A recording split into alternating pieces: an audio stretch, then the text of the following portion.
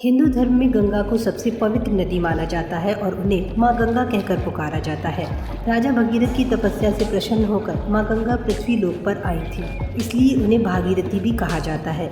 महाभारत के भीष्म पितामह माँ गंगा के ही 8वें पुत्र थे। उन्होंने अपने 7 पुत्रों को नदी में बहा दिया था। आइए जानते हैं कि ऐसी क्या वजह थी जिसके कारण एक माँ को अपने ही कलेजे के टुकड़ों को नदी में बहाना पड़ा। प्राचीन काल में महाविष नाम के एक राजा थे जो इक्ष्वाकु वंश के थे। उन्होंने अपने जीवन में अनेक पुण्य कर्म, धार्मिक कार्य और यज्ञ किए, जिसके कारण उन्हें स्वर्ग की प्राप्ति हुई। एक दिन की बात है, देव सभा में सभी देवी देवता, गंधर्व और पार्षद उपस्थित थे। तभी वायु के वेग से देवी गंगा का आंचल उड़ गया। इस कारण सभी देवताओं ने अपनी नजरें झुका ली, परंतु महाविष ने ऐसा नहीं किया और वो देवी गंगा को देखते रहे। इस कारण ब्रह्मा जी ने क्रोधित होकर उन्हें मृत्यु लोक में जन्म लेने का श्राप दे डाला। तब महाविष ने उनसे क्षमा मांगी और श्राप वापस लेने को कहा, लेकिन ब्रह्मा जी ने श्राप को वापस नहीं लिया पर उसे परिसीमित कर दिया और कहा कि पृथ्वी पर जब तुम गंगा पर क्रोध करोगे तभी तुम श्राप से मुक्त हो जाओगे। इसी श्राप के कारण महाविष पृथ्वी पर शांतनु के रूप में पैदा हुए। वे अक्सर शिकार पर जाया करते थे। एक दिन जब वो शिकार करने जा रहे थे तभी उनकी नजर एक सुंदर युवती पर पड़ी। राजा शांतनु उस युवती पर मोहित हो गए और उन्होंने उस युवती से विवाह करने की इच्छा जताई। उस युवती ने कहा, मैं आपसे विवाह करूंगी, लेकिन एक शर्त पर कि आप मुझसे कभी कोई प्रश्न नहीं करेंगे और जिस दिन आपने ऐसा किया उस दिन मैं आपको छोड़कर चली जाऊंगी।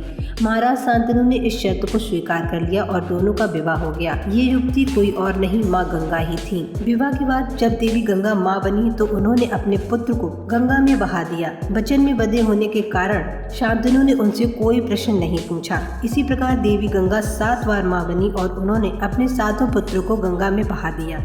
जब माँ गंगा ने अपने 8वें पुत्र को जन्म दिया और उसे नदी में बहाने के लिए निकली, तब विवश होकर महाराज शांतनु ने उनसे पूछ ही लिया कि आखिर क्यों वो अपने पुत्रों को नदी में बहा देती हैं। तब माँ गंगा ने उन्हें बताया कि पिछले जन्म में हमारे 8 पुत्र वसु थे, जिन्हें ऋषि वशिष्ठ ने पृथ्वी लोक पर जन्म लेने का श्राप दिया था और कहा था कि इन सभी वसुओं का जन्म पृथ्वी पर सिर्फ और सिर्फ दुख और कष्टों को सहने के लिए होगा। इसलिए मैंने अपने पुत्रों को आजीवन कष्ट और दुख सहने से बचाने के लिए उन्हें गंगा में प्रवाहित कर मुक्त कर दिया है। फिर माँ गंगा ने कहा कि आपने मुझे वचन दिया था कि आप मुझसे कभी कोई प्रश्न नहीं करेंगे। आज आपने अपना वो वचन तोड़ दिया है, इसलिए मैं आपको छोड़कर जा रही हूँ। देवी गंगा के 8वें पुत्र देवव्रत यानी भीष्म पितामह थे, जिन्होंने श्राप के कारण आजीवन दुख और कष्ट सहन किए और अंत में उनकी मृत्यु भी बेहद कष्टदायी हुई। अब आपको बताते हैं कि आखिर ऋषि वशिष्ठ ने 8 वसुओं को श्राप क्यों दिया था। एक बार 8 वसु अपनी पत्नियों के साथ विहार करते हुए ऋषि वशिष्ठ के आश्रम पहुँचे।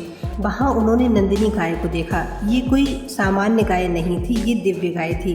तभी देव नामक वसु को एक शरारत सूझी और उन्होंने अन्य वसुओं के साथ मिलकर गाय को चुरा लिया। जब ऋषि वशिष्ठ को इस बात का पता लगा तो उन्होंने 8 वसुओं को मनुष्य योनि में जन्म लेने का श्राप दे दिया। सभी वसु ऋषि वशिष्ठ से क्षमा मांगने लगे। तब ऋषि वशिष्ठ को उन पर दया आ गई और उन्होंने कहा कि तुम 7 वसुओं को जन्म के तुरंत बाद ही मुक्ति मिल जाएगी, लेकिन देव नामक वसु जिसने ये जघन्य अपराध किया है वो पृथ्वी पर रहकर अनेक दुखों और कष्टों को भोगेगा और अंत में मोक्ष को प्राप्त करेगा। ये देव नामक वसु ही अगले जन्म में भीष्म पितामह बने, जिन्होंने आजीवन अनेक कष्टों और दुखों को सहा। तो फ्रेंड्स, ये थी हमारी आज की वीडियो। आपको ये वीडियो कैसी लगी हमें कमेंट करके जरूर बताएं। साथ ही चैनल को सब्सक्राइब करना और बेल आइकन को प्रेस करना बिल्कुल ना भूलें।